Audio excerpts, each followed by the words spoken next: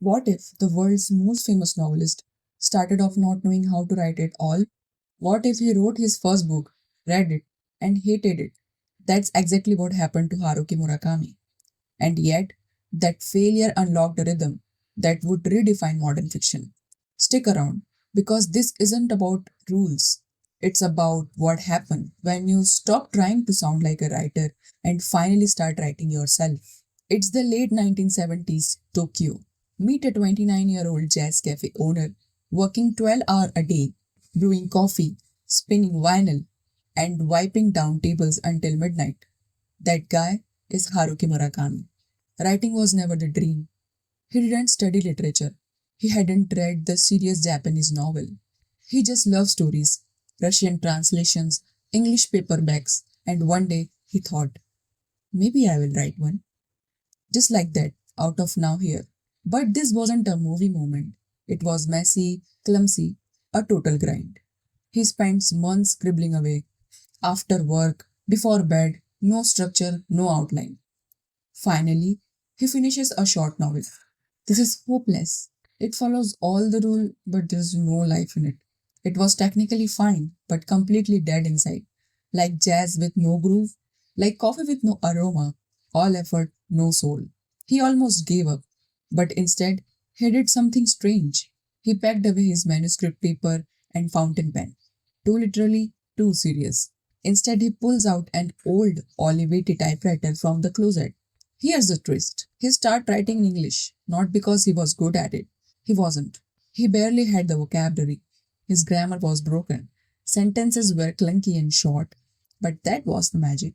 He couldn't be fancy, so he had to be clear. Every sentence had to be striped, simple, and real.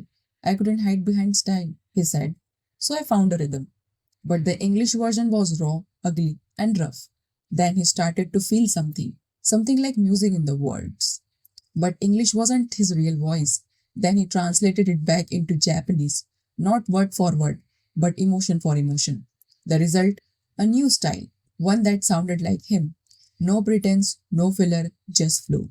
That awkward English draft had accidentally carved out a clear, minimalist Japanese voice, honest, clean, and deeply rhythmic. He rewrote the whole novel from scratch. Same story, new voice, and that book? Hear the wind sing.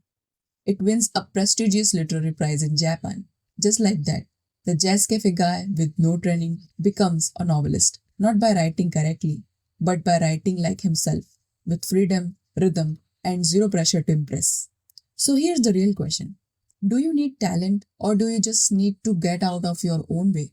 Murakami wasn't blocked by lack of skill. He was blocked by trying to write the right way. Once he stopped seeking perfection and trusted impulse instead, his voice emerged.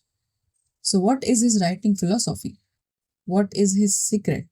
Well, he writes when he wants to. No deadline, no pressure, no writer's block. When he doesn't feel like writing, he translates. That keeps his skills sharp, but his creativity rested. Not writing novels won't kill me, he says.